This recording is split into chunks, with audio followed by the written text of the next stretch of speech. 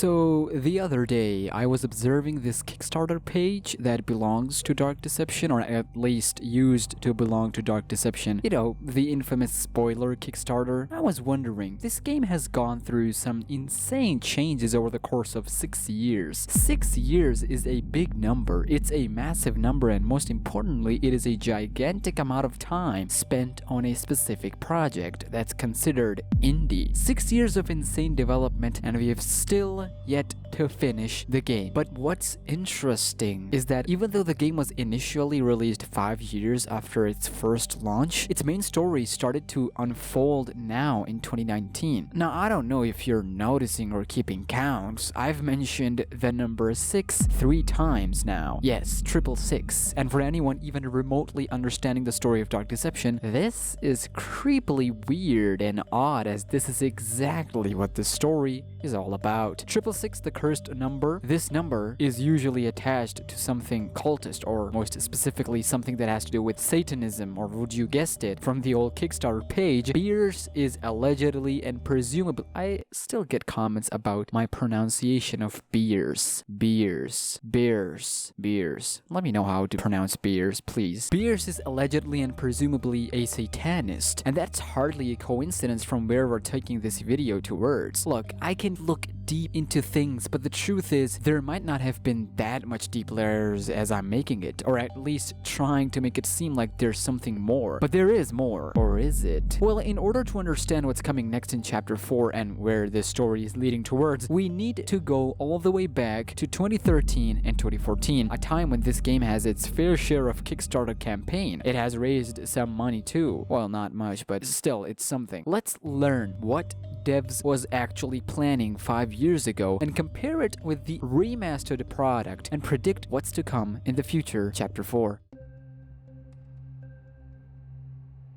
You see, scientifically, it's quite easy to observe and study a specific pattern and behavior leading to us predicting their next move, because they have a specific pattern. Human beings have a specific pattern, and that leads us to the neural side of things. Mind, brain to be exact. And if we were to do anything related to studying brain and thoughts and thinking, well, it's time to open our girlfriend, psychology. Human tends to overreact and develop a fear in their minds, a fear that is more than welcomed in our brain, a feeling of tension that they're not afraid of. You know the phrase of, I don't like this, in a good way. Horror games or horror game developers use this to their advantage, making players think or feel like there is this scenario that we are presenting, yet the outcome of the event is different to create that feeling of getting aroused in a tense way. And aroused here is actually really close to being scared or afraid. What I mean by that is the reason players love horror games and horror movies, well, there are a lot of reasons to that, but one is the element of unknown. One brain unconsciously tries to put pieces together when you're walking alone in the dark. Instead of accepting you're isolated, through clever design and sound techniques, they create the element of what we call the fear of the unknown. Basically, even if there is no one, because you don't know if there is anyone there or here or anywhere, your brain will start doing work, trying to make sense of the situation, thus resulting in panic, tension, and from there, you guessed it. To make it easy for everyone, let's separate this Kickstarter page into only 2 sections. The important ones. One, game design, meaning levels, characters, etc. And then the story element. And then let's compare that to today's chapter 1 to 3, and then predict chapter 4 with the current knowledge we have. Okay, ready? Let's begin. Firstly, before anything, I would like to mention this warning fair and square. This game has gone through some incredible changes. A lot of stuff has been deleted since due to them either getting leaked or the idea was not just that solid to add into the canon side of this game. So all of this is just merely a form of entertainment and speculations. Get it? Good, because we're about to go all the way back. Yes, all the way back to before this game's actual story begins. Beers. Who is she anyway? Why is she however or whatever or whoever she is? Well, we can only draw conclusions from merely 6 years old post and hope hope that it's not changed. From the old Kickstarter page, I'm not gonna read the entire thing, it's very long, but the short form is that it seems to suggest that the history of beers has remained the same after all, from the 2013-14 thinking mindset of game developers in today's new dark deception story. Beers is still satanist. She has this ring piece that she tells Doug to collect so she can fulfill darkest desires. I don't know what was that stuttering. And how she had a husband who died after getting the asylum treatment, and she mentioned about her late husband in the game. The mysterious ballroom from her original life where she had a huge mansion, which she mentioned in Deadly Decadence ballroom. She had a ballroom in her mansion real life, and now she has a ballroom in the dark deception. And that is exactly what we are searching for. Her ring. It makes sense now. All of it. Slowly but surely. It seems like Malik was right. In a way. She may be helping us for now. However, what's to stop her from turning on us? Going against us? Betraying after all the work we've done for her to help us? But what we need to keep in mind is that this is all tied to black magic. So, in other words, this ain't gonna help our guy Doug here in any way, shape, or form. This is getting out of control. This is not in our hand. This is not in Beers' hand. This is not even in Malik's hands anymore. And we shall discuss this issue once chapter 4 is out. But until then, let's see what else Kickstarter page has to offer, and don't forget to let me know your thoughts about Beers down in the comments.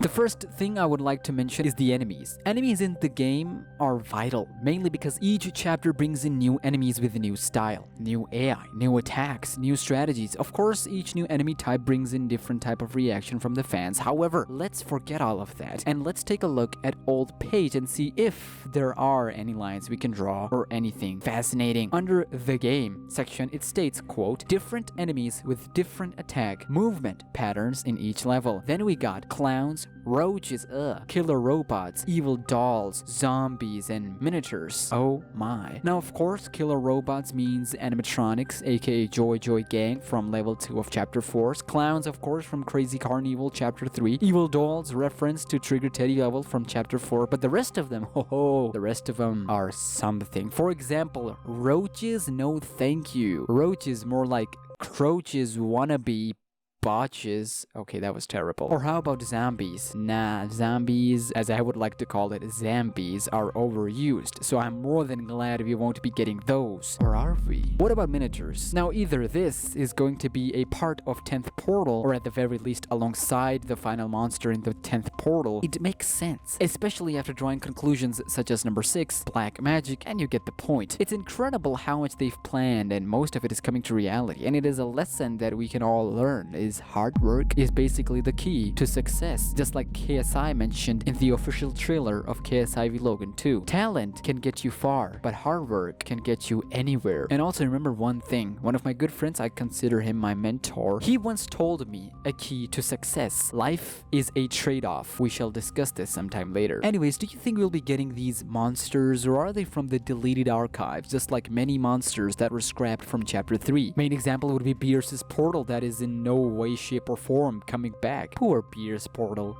Actually, now that I'm thinking about it.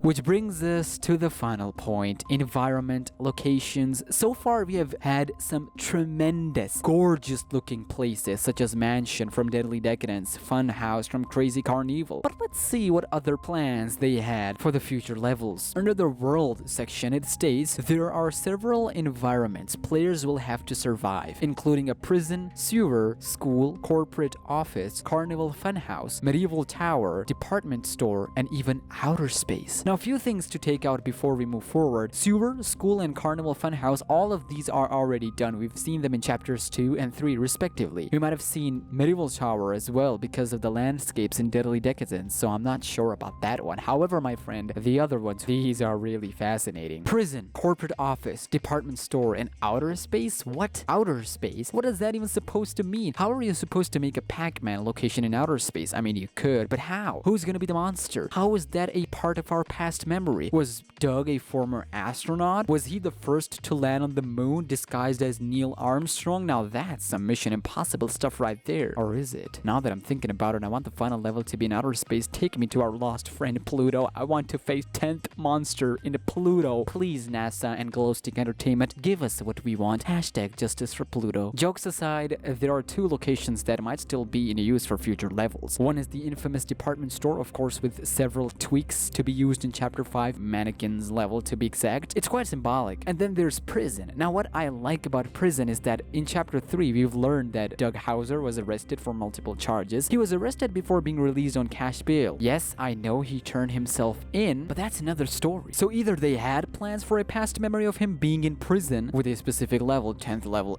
or they realized later that now it's not possible, mainly that we've outdone ourselves in the story and 10th portal needs something big, and all of the other levels already have some sort of leaked locations attached to them, and many of them wouldn't make any sense to be in prison anyway. But I would love for a prison throwback in 10th portal at least before 10th portal begins. Same goes for corporate office. Corporate office just doesn't sound right, you know? It sounds more like Joy of Creation office mode, but forget that because I'm more interested in outer space level now. Come on, man, I need that. Speaking of outer space, I'm working on a game too that's inspired by Dark Deception, Evil Within 2, Resident Evil 7, and a few others, so follow me on Twitter at SmackNPie and here on YouTube for more information.